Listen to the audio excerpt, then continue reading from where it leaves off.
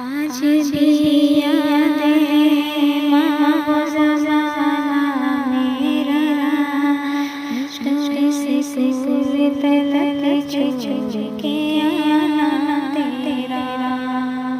सर्द जाड़ों में ठिठुरती मेरा रातों में मुझे माँ छुपा लेती थी तू प्यार से बाहों में मुझे।